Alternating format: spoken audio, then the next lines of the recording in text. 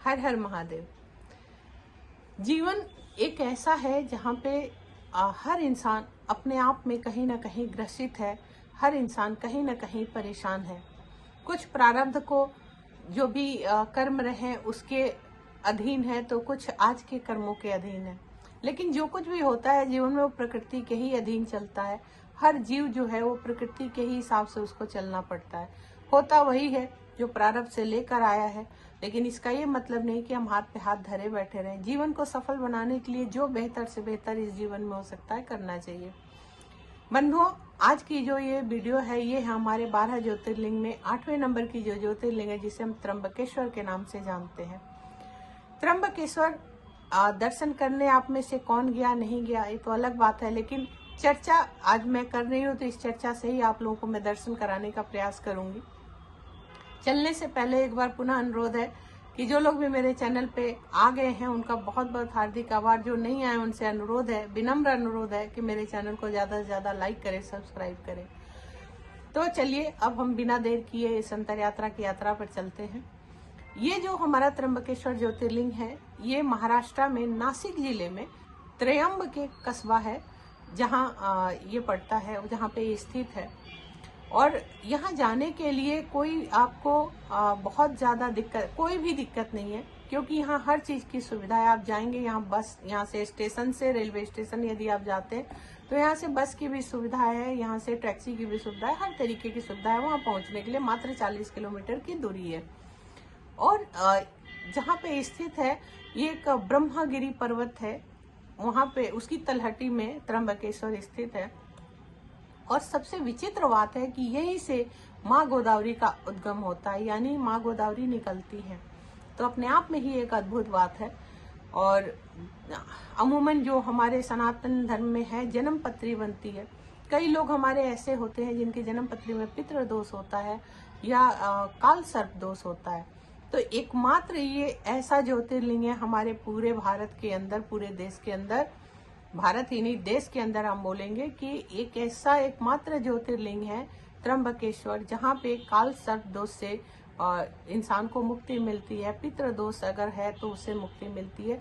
यहीं पे काल सर्प दोष और पितृ दोष की पूजा होती है। उसके पीछे भी कई कारण और भी बहुत सारे कारण है। जिसको मान लीजिए किसी से कोई अपराध हो गया है, किसी से कोई जाने अनजाने कोई गलती हो गई है ऐसी जिसका जो अक्षम्य है, जो क्षमा करने योग्य नहीं है, और इंसान कहीं ना कहीं अंतर मन में अपने एक उससे वो ग्रसित है, तो उसको जरूर त्र्यंबकेश्वर जाना चाहिए, त्र्यंबकेश्वर जाकर पूजा करना चाहिए। और यहाँ जब भी जाएं तो गोदावरी में माँ गोदावरी का दर्शन स्नान करने के बाद ही उसके बाद ही भगवान भोले शंकर का शिवलिंग का ज्योतिर्लिंग का दर्शन करें। और कहते हैं कि जब यहाँ आप गोदावरी में स्नान करते हैं और यदि आप काल सर्प दोष से या अपराध बोध से या पितृ दोष के लिए जा रहे हैं तो वहाँ पे जो भी कपड़ा पहनकर स्नान करते हैं उस कपड़े को वहीं छोड़ दिया जाता है। वहाँ से आप नए वस्त्र लेकर जाइए, नए वस्त्र को धारण करना चाहिए। और कहते हैं कि वहाँ पूजा करने के बाद आपके जीवन में शांति खुशहाली आ जाती है। क्यों? क्योंकि वहाँ एकमात्र ऐसा ज्योतिर्लिंग है। वैसे तो जितने भी हमारे ज्योतिर्लिंग हैं वहाँ सिर्फ भगवान शिव की पूजा होती है, लेकिन ये एकमात्र ऐसा ज्योतिर्लिंग है जहाँ शास्त्र कहता है कि यहाँ ब्रह्मा, विष्णु और महेश यानी शिव तीनों लोग स्थापित हैं। और वैसे तो भगवान शिव का एक बड़ा ज्योतिर्लिंग है, लेकिन तीनों जो ब्रह्मा, विष्णु, महेश है उनके भी छोटे छोटे पिंडी के रूप में वो भी स्थित है। तो इसीलिए यहाँ त्र्यंबकेश्वर इस ज्योतिर्लिंग का नाम है। और ये वही जगह है जहाँ पे मतलब इनके साथ देखिए तीनों ही इकट्ठे हैं और कहीं भी आपको ऐसा नहीं मिलेगा। जैसे किसी के यहाँ कोई अचानक अकाल मृत्यु हो गई या किसी के यहाँ कोई कुछ ऐसा हो जाता है कुल खानदान में, तो एक त्रिपिंडी पूजा होती है, वो भी यहाँ यही त्र्यंबकेश्वर में होती है। नारायण वाली पूजा होती है, वो भी त्र्यंबकेश्वर में ही होती है। तो ये ऐसी पूजाएं हैं जो बहुत बड़ी पूजा होती है ये इन सब पितृदोषों को खत्म करने के लिए और जीवन के उस अपराध बोध से मुक्त होने के लिए। तो यहाँ जरूर जाना चाहिए। अगर बात करें पौराणिक कथाओं के अनुसार कि कैसे यहाँ क्या महत्ता है, तो कहते हैं कि प्राचीन काल में जब भी जो हमारे ऋषि गौतम थे, गौतम ऋषि बहुत ही ज्ञानी थे, बहुत ज्ञानी थे, बहुत उनको अथाह ज्ञान था और उन अपनी पत्नी के साथ यहाँ बहुत ही अच्छे तरीके से रहते थे, बहुत खुशहाल थे। लेकिन कुछ ऋषि थे वहाँ पे जो उनसे ईर्ष्या करने लगे थे। तो ये ईर्ष्या की जो बात है, ये मैं यहाँ एक बार सामाजिक तौर पे भी कहूँगी कि कभी किसी के प्रति अपने मन में ईर्ष्या ना पाले, जलन ना पाले, क्योंकि ये जो ईर्ष्या होती है, आप किसी के प्रति ईर्ष्या और जलन करते हैं तो कहीं ना कहीं परमात्मा को भी मंजूर नहीं है, परमात्मा भी इससे खुश नहीं होते हैं। तो मन को हल्का रखें और दूसरों के प्रति उदार बने। तो यहाँ पे ऋषि गौतम से सब ऋषि जो थे वो बहुत ही ज्यादा वो कहते हैं कि वो ईर्ष्या करने लगे और ईर्ष्या के कारण उन्होंने गौ हत्या में उनको फंसा दिया। उसकी भी एक कहानी है। कहते हैं कि झूठा आरोप लगा दिया और गौ हत्या के उसमें भगवान जो ऋषि गौतम थे, उन्होंने अपार वहाँ पे जब तप किया, भगवान शिव का उन्होंने बहुत बहुत आराधना किया और तब भगवान शिव गौतम ऋषि की प्रार्थना से प्रसन्न होकर वहाँ प्रकट हुए। प्रकट होने के बाद उन्होंने वहीं से माँ गोदावरी का जो उद्गम हुआ, वहाँ पे उन्होंने गौतम ऋषि ने उनसे भगवान शिव से प्रार्थना की कि हे प्रभु, मुझे शुद्ध कीजिए, इस गौ हत्या से शुद्ध कीजिए। तो कहते हैं कि वहीं पे भगवान शिव जब प्रकट हुए तो माँ गोदावरी का उद्गम हुआ, माँ गोदावरी आई और वहीं पे गौतम ऋषि स्नान करके शुद्ध हुए और फिर पुनः उन्हीं के अनुरोध पे भगवान जो शिव हैं वहीं पे सदा सदा के लिए कहते हैं कि गोदावरी के प्रकट होने के बाद वहीं गोदावरी तट पे ही स्थित हो गए। और कहते हैं कि ऋषि गौतम के अनुरोध से जब भगवान शिव यहाँ प्रकट हुए थे, उस समय कहते हैं कि ब्रह्मा विष्णु महेश का भी वहाँ पे आगमन हुआ। क्योंकि त्र्यंबकेश्वर ज्योतिर्लिंग इसी रूप में हमारी मान्यता, बहुत सारी मान्यता को लेकर समाहित है। अगर यहाँ जो भी भक्त जाते हैं तो सामान्यतः जो दर्शन करने का आरती का समय सुबह 5:30 बजे से रात 9 बजे तक मंदिर खुला रहता है। आप बड़े आराम से दर्शन कर सकते हैं। और बात करें यदि धार्मिक महत्व की, तो ये मंदिर सिर्फ धार्मिक और औपचारिक नहीं है, बल्कि इसे आप कह सकते हैं कि त्रिदेवों का आशीर्वाद पाने का एकमात्र ऐसा स्थान है। और ये बहुत ही सांस्कृतिक दृष्टि से, आध्यात्मिक दृष्टि से मनुष्य के जीवन में ये बहुत ही मायने रखता है, बहुत ही महत्वपूर्ण माना गया है। पूरे विश्व में एकमात्र ऐसा ज्योतिर्लिंग है, जैसा मैंने पहले भी आप लोगों को कहा, कि जहाँ पे ब्रह्मा विष्णु और महेश तीनों लोग एक साथ जिनकी पूजा होती है और तीनों का आशीर्वाद एक साथ मिलता है। तो यहाँ जरूर जाना चाहिए।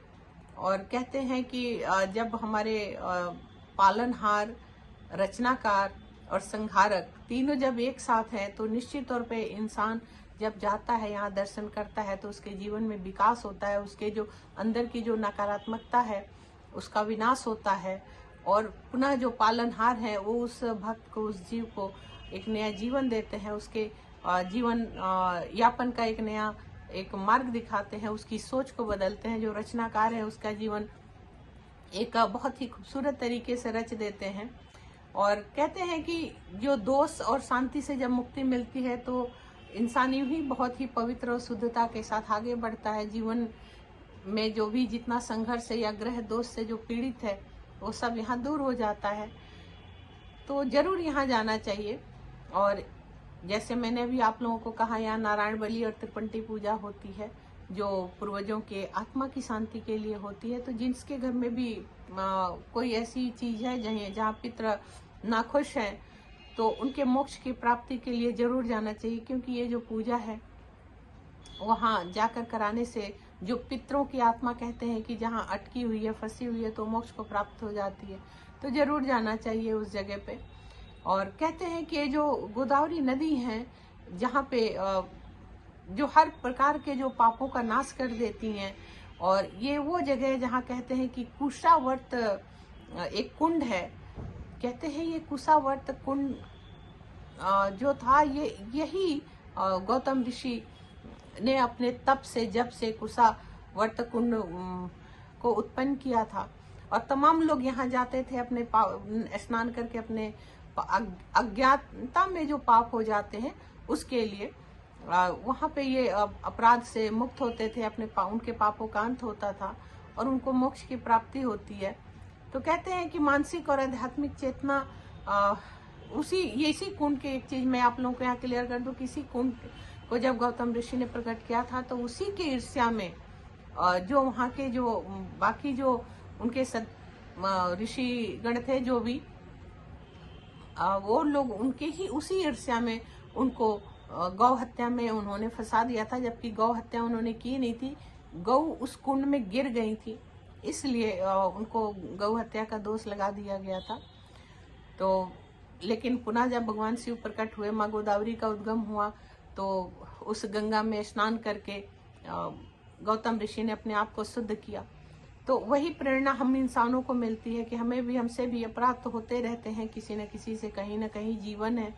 तो अपराधों से मुक्त होने के लिए, अपराध बोध से मुक्त होने के लिए और जीवन को शुद्धता के आवरण में लाने के लिए, शुद्ध भावना से जीवन में प्रगति उन्नति करने के लिए जरूर त्र्यंबकेश्वर जाना चाहिए। तो जरूर आप जाएं। और कहते हैं आध्यात्मिक और दृष्टि से भी अगर कहें तो यहाँ चेतना का मानसिक विकास होता है। आपकी जो सुसुप्त चेतना है, वो चेतना आपकी ऊपर की ओर उठती है, आप ऊर्जावान होते हैं, मानसिक आपको शांति मिलती है, मन की जो अशांति है वो सब दूर हो जाती है, क्योंकि ये मुनियों की, ऋषियों की तपस्थली है।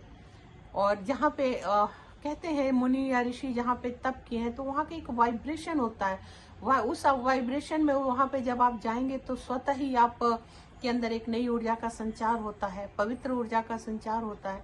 क्योंकि इसीलिए हमारे धर्म में देखिए मंदिर बनाए गए। मंदिर में आप घर में भी पूजा करते हैं, लेकिन घर में आपके वाइब्रेशन वैसा नहीं होता। मंदिर में हर क्षण भगवान का नाम कीर्तन हो रहा है, जप हो रहा है, तप हो रहा है, पूजा अर्चन हो रहा है, ऑटोमेटिक वहाँ पे एक पॉजिटिव वाइब्रेशन होता है, सकारात्मकता होती है। इसीलिए बार बार हमें सलाह दी जाती है कि मंदिर जरूर जाना चाहिए, क्योंकि हम एक नई ऊर्जा के साथ, सकारात्मकता के साथ दर्शन करके अपने घर में पुनः आते हैं। तो सोचिए, ये ज्योतिर्लिंग है, ज्योतिर्लिंग तो अपने आप में अद्भुत महिमा है ज्योतिर्लिंग की, तो जरूर जाना चाहिए। और ये जो आपको एक चीज और बता दूं, जो भी ये जो कुंड था, ये गौतम ऋषि जी ने इसीलिए यहाँ पे उन्होंने जब तप करके इस कुंड को कहते हैं इस कुंड का भी उद्गम किया था, कुंड के उन्होंने वो करी, क्योंकि वहां पे जो लोग भी उस समय अकाल पड़ा हुआ था देश में, और अकाल के दौरान लोग त्राहिमाम कर रहे थे। तो जो लोग भी जिनको भी प्यास लगती थी उस कुंड में, उस कुंड का जल पी कर वो अपने आत्मा को शांत करते थे, अपनी प्यास बुझाते थे। और इसी ईर्ष्या में जो भी उनके बाकी जो ऋषिगण थे, जो बाकी मुनिवर थे, वो उनको ईर्ष्या हो गई कि अरे इनका तो, गौतम ऋषि का तो बहुत नाम हो रहा है, और ये तो इन्होंने ऐसा चीज दे दिया कि लोग जल पीकर ही इनका गुणगान कर रहे हैं। सब लोग गौतम ऋषि के गुणगान कर रहे हैं, गौतम ऋषि का तो बहुत नाम हो जाएगा। इसी ईर्ष्या में उन लोगों ने गौ हत्या में उनको फंसाया था। यहाँ मैं पुनः ये संसारिक जीवन के लिए पुनः एक बार और कहूंगी कि देखिए, कभी किसी से ईर्ष्या मत कीजिए। ये जो हमारे शास्त्र हैं, ये बहुत कुछ हमें सिखाते हैं। ईर्ष्या करने से कुछ नहीं होता। गौतम ऋषि और ऊपर हो गए, वो तो अपने आप में ही बहुत बड़े ऋषि थे, बहुत बड़े तपस्वी थे। ईर्ष्या जलन में क्या ही हो गया, और भगवान शंकर ने उनको दर्शन दिया और सदा सदा के लिए त्र्यंबकेश्वर बन गया। तो कहने का मतलब कि जब भी कोई ईर्ष्या करता है तो जो सामने वाला व्यक्ति है उसका और विकास होता है। इसलिए अपने मन को संयमित करके इंसान को रखना चाहिए, मन को संयमित करके भगवान में सदैव ध्यान लगाना चाहिए, स्मरण करना चाहिए, क्योंकि प्रभु जो है वो बहुत ही दयावान है। अगर शुद्ध भावना से हम जब कुछ मांगते हैं तो परमात्मा जरूर हमें देते हैं, पूरा करते हैं, लेकिन हम ईर्ष्या और जलन दोष में खुद ही को एक स्टेप नीचे गिरा देते हैं। इससे जरूर बचना चाहिए। जब भी समय मिले त्र्यंबकेश्वर ज्योतिर्लिंग दर्शन करने जरूर जाइए। यदि अपनी जन्म पत्रिका अध्ययन करिए, अगर उसमें पितृदोष है या काल सर्प दोष है या किसी जीवन में अपराध हुआ है तो निश्चित तौर पे जाइए, क्योंकि एकमात्र जगह है जहाँ इन दोषों से पूजा करने के बाद मुक्ति मिलती है, और निश्चित तौर पे मुक्ति मिलती है। वो अपराध बोध से इंसान ऊपर उठता है। तो जरूर जाना चाहिए। चलते चलते मैं ही कहूँगी, त्र्यंबकेश्वर